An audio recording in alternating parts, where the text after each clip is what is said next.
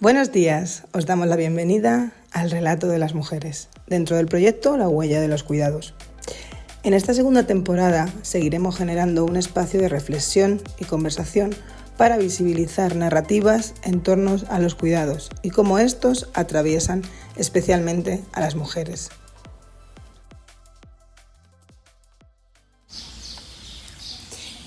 Cristina es una mujer joven que lleva más de la mitad de su vida dedicada a los cuidados en el ámbito familiar, compaginándolo con las diferentes etapas de su vida e intentando hacer lo que se supone que se debe hacer socialmente y culturalmente hablando. Buenas tardes, Cristina. Buenas tardes.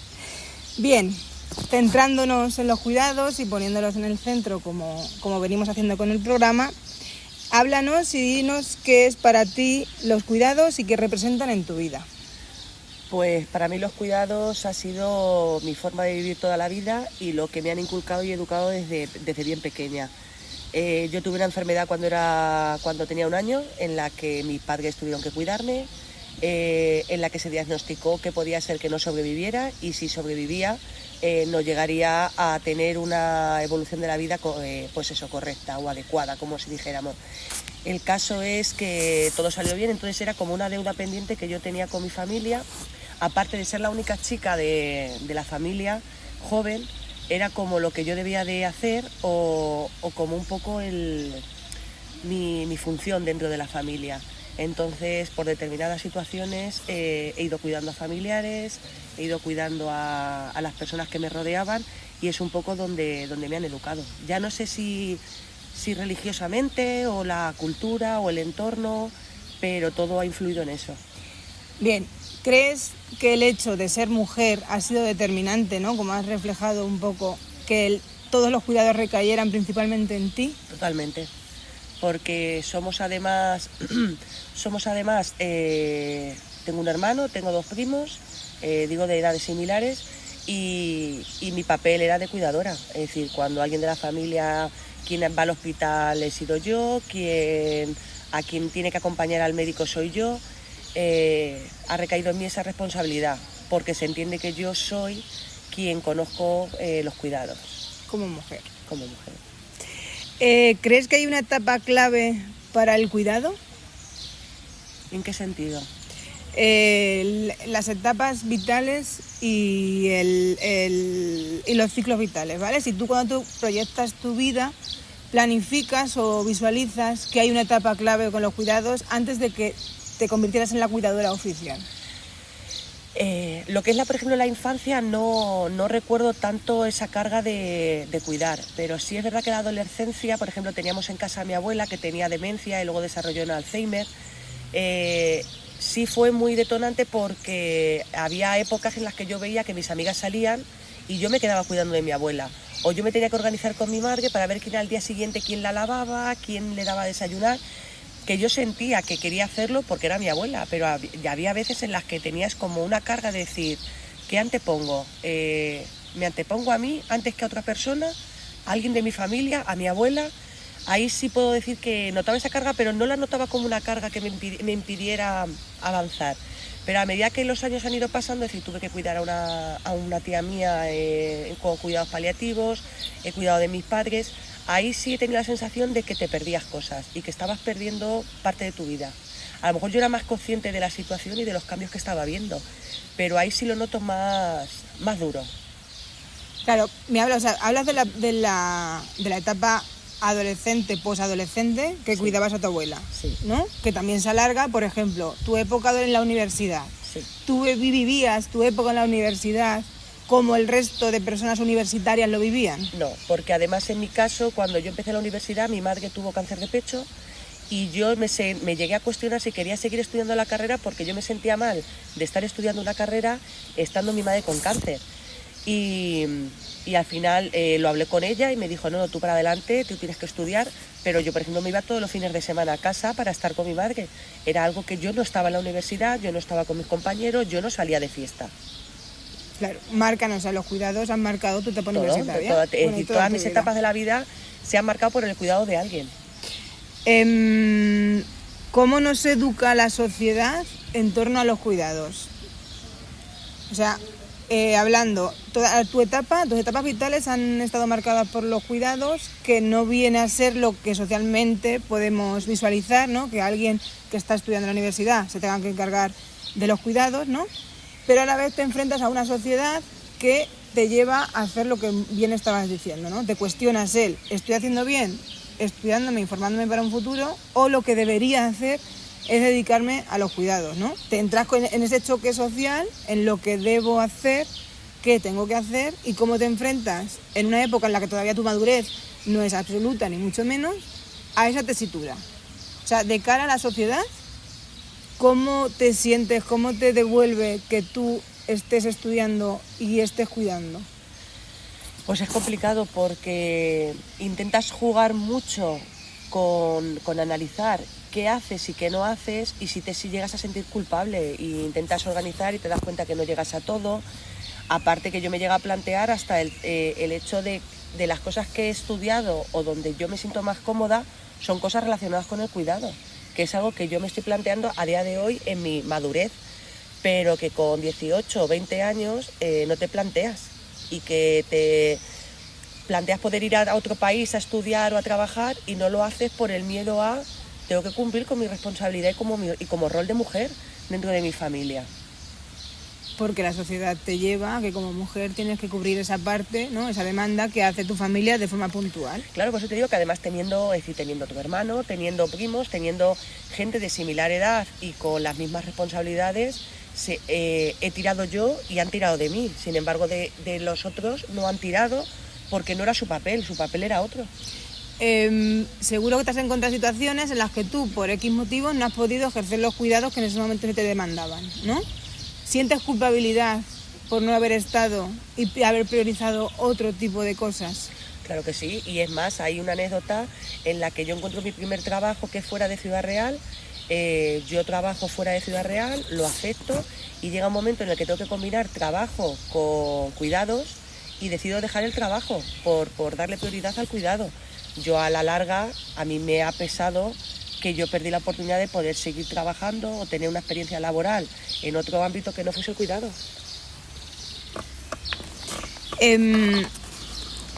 ¿Cómo se utiliza de forma social y personal el sentirte o reconocerte válida y valiosa en torno a los cuidados? Tú llegas a asumir un rol de cuidadora, sí, ¿no? ¿Eso te hace sentirte mejor personalmente? ¿Te refuerza? ¿Eres una identidad y una forma de vida? Pues ¿sabes lo que pasa? Que ese análisis ya lo llevo trabajando un tiempo, y es verdad que por un lado te hace válida porque llegas a pensar que eres reconocida o querida dentro de tu familia por ese rol, y al final es lo que haces porque es lo que sabes, porque es donde has estado cómoda. Pero llega un momento en el que te planteas decir, soy más cosas que cuidar, entonces jerarquizo y digo, venga, puedo cuidar, pero también puedo hacer otras cosas, y también tengo recursos a mi alrededor de los que podemos tirar, y no tengo que ser yo todo. Es decir, tienes que empezar a pensar un poco más en ser un poco más egoísta, y se entiende egoísta por mirar por ti, por tu salud y por estar bien, cuando hay otros aspectos que también se pueden utilizar otros recursos. Claro, ahí cuando dices el ser egoísta ya lleva la culpa, ¿no? Intrínseca. Es cuando asumes y maduras como persona cuidadora porque te demuestran tu valía, ¿no? Como tal, cuando no haces lo que esperan en torno a los cuidados, ¿cómo gestionas esa culpa? ¿Cómo intentas analizar qué es lo que realmente te tiene que hacer sentir culpable y qué es lo que no? Porque vives en tu mundo en torno a los cuidados. Claro, intentas hacerlo, no cuidar tanto o no estar tan presente y que sean otros los que asuman, pero es verdad que esa culpa no se va. Eso intentas decir, venga, vamos a hacerlo, tienes que intentar en otros ámbitos mejorar, tienes que cuidarte, salir, estar con tus amigos, porque al final el tiempo pasa y te estás perdiendo otros aspectos de la vida, pero esa culpa está ahí intrínseca. Y yo he llegado a pensar que me viene también un poco por el tema educativo que te dan desde pequeña, de la religión, yo me acuerdo mucho de los mandamientos, de las cosas que te inculcan como el que tiene que ser, y luego lo analizas y dices, ¿pero por qué? ¿Quién dice que eso tiene que ser así? El deber ser, ¿no? El deber ser una buena hija cuidadora, una buena nieta, una buena sobrina cuidadora. Y otra vez metiendo la perspectiva de género, esta culpa, por ejemplo, recae sobre tu hermano, que es el más próximo a ti en torno a los cuidados. ¿Crees que lo gestiona de igual forma o es diferente? Yo llego a un punto en el que dije hasta aquí hemos llegado y la responsabilidad a día de hoy es de todos, y los demás lo están gestionando. Lo aceptaron, yo creo que en eso ha habido un avance, cada uno está asumiendo su parte, su parcela, pero es verdad que todavía tienes que tirar un poco para que se den cuenta de que hay cosas que hay que hacer, porque como no las han hecho nunca, no las identifican. Entonces, aunque tú intentes organizar, que al final también es un rol de cuidador el organizar y el gestionar, es verdad que todavía falta mucho por avanzar en ese sentido. Yo te hablo de mi caso.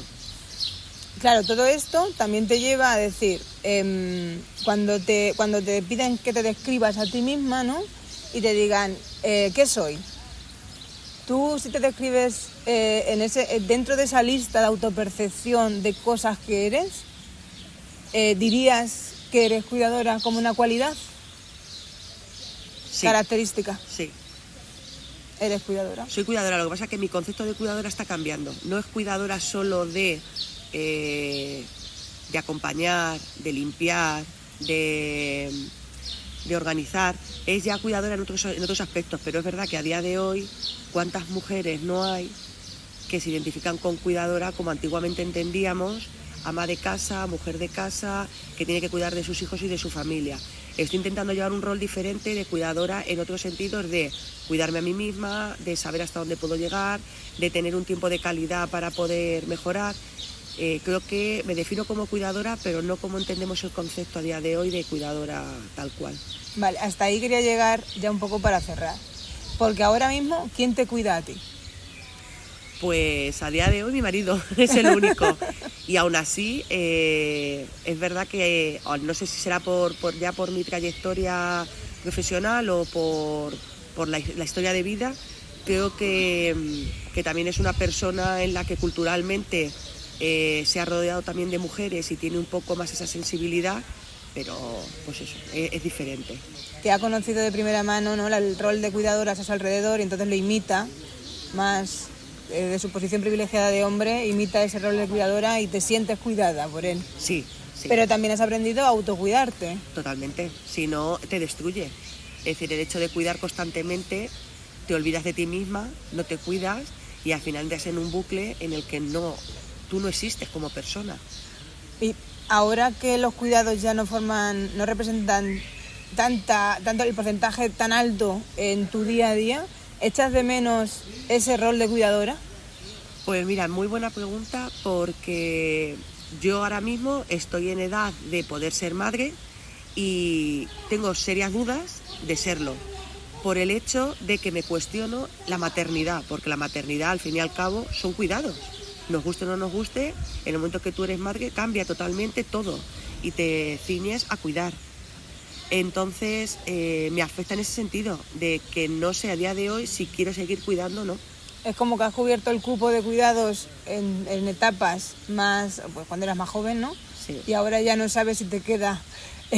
No, sobre todo la fuerza que tengo es porque quiero para mí ese cuidado, es decir, necesito viajar, necesito salir con mis amigos, necesito conocer, estudiar otras cosas, leer otras cosas, conocer idiomas, otras cosas que antes no he tenido porque no he tenido la oportunidad, tengo la necesidad de hacerlo ahora.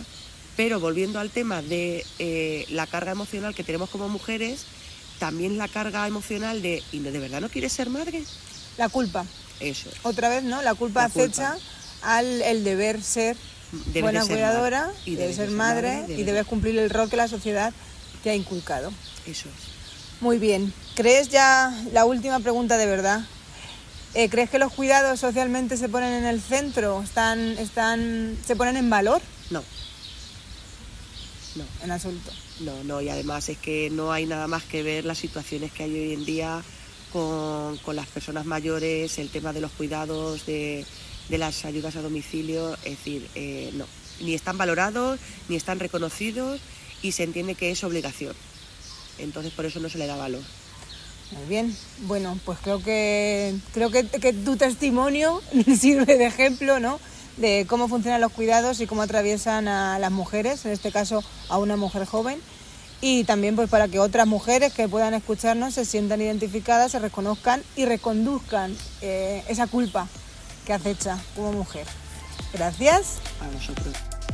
Relatos como el de Cristina nos ayudan a ver cómo los cuidados mueven y condicionan el mundo en mayor medida de las mujeres.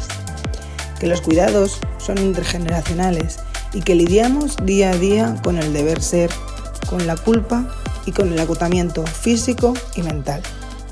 Para nosotras ya ha dejado de ser un trabajo invisibilizado. Nosotras elegimos poner los cuidados siempre en el centro.